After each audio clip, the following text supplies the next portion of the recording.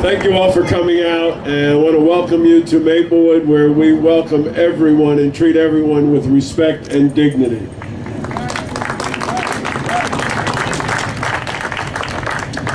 I've been involved in Mayors Against Illegal Guns for a good 4 or 5 years, been to Washington, lobbying, and I have to say that this whole movement really started by some Chicago teens and the tragic death of Hadiya Pendleton. And then it was picked up and carried forward by moms. And I'm sad to say that the one group of people who aren't involved in providing leadership are the men of our country. And we need to call them out. When I was down in Washington, it is just stark reminder of who's making decisions in this country. It is white, old men. And they're making the decisions that are taking away our freedoms and letting guns on the street behind what they believe to be the rights of people to have guns, but it makes no sense. So we in Maplewood at the Township Committee have for years been supportive of common sense gun regulations. And today, on behalf of the Township Committee, I am proclaiming in Maplewood, June 2nd, 2017, as National Gun Violence Awareness Day, and urging all of us to work on these things. 1, extend background checks for all gun sales, including private sales and those taking place online and at gun shows. 2, hold accountable the irresponsible gun dealers who break the law by knowingly selling guns to straw purchasers, many of those guns ending up on our streets, including the streets of Maplewood and South Orange.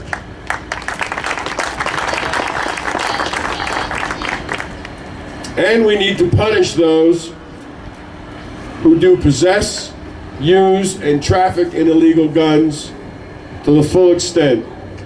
There are people who are trafficking guns up and down the New Jersey Turnpike from states that have weak laws to here in this area, and you buy guns from a trunk of a car and you use them to create havoc in our communities and with our families.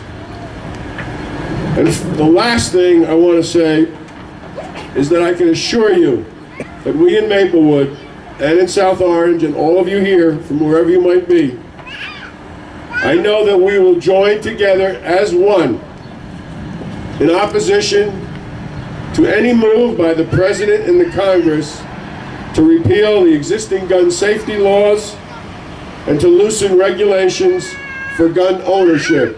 This is a battle that we must take on.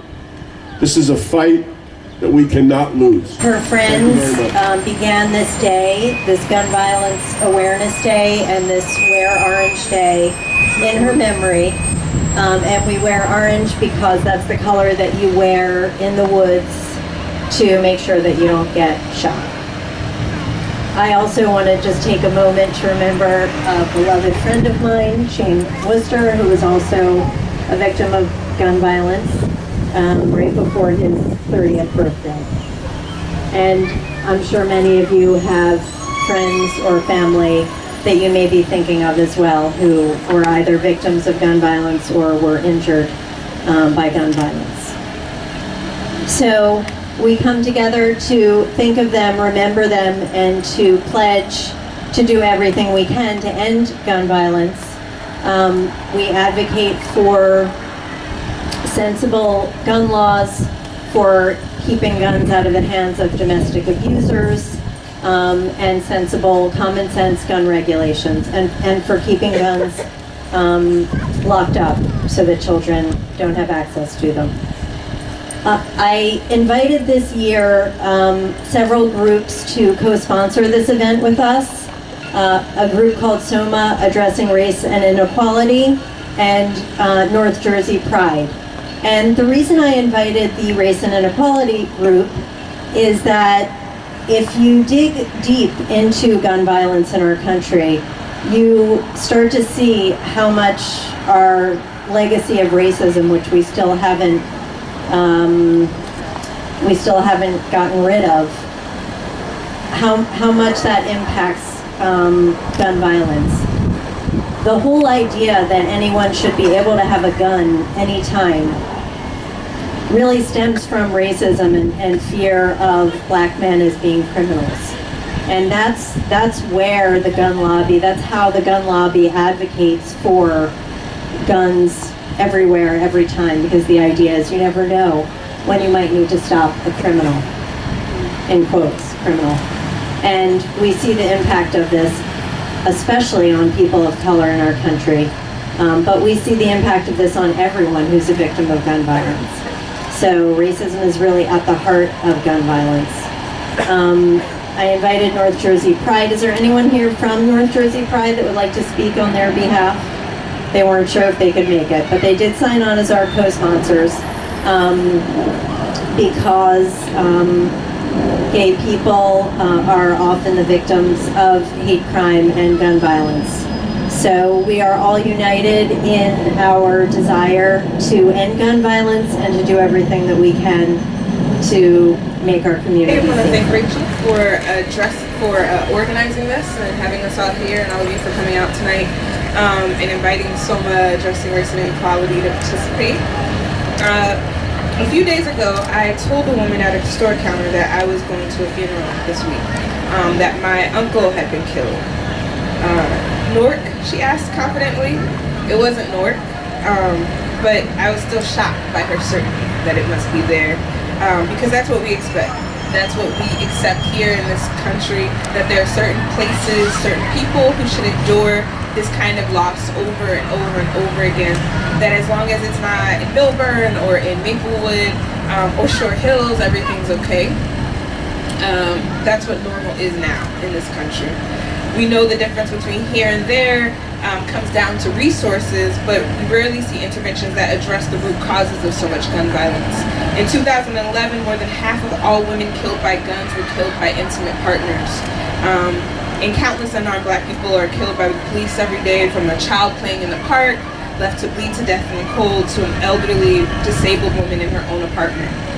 So this fight is also against poverty, it's against misogyny, it's against transphobia, it's against racism, it's against homophobia. And my partner actually reminded me that the other day that police officers should be our biggest supporters in this fight, and for advocating for sensible gun policy, not just in relation to their work with the people and children they aim to protect. If anyone can go up against the NRA, it's the FOP, right? So I'm sending that out in the universe and hoping that we get even stronger allies in this fight as it continues ahead. So ultimately we have to do better. We have to demand that folks stand up for what is right, not just here, but there. To close, Trayvon Martin, Tarika Wilson, Rakia Boyd, Renisha McBride, Uncle Patrick Olivera, speak your names. Thanks.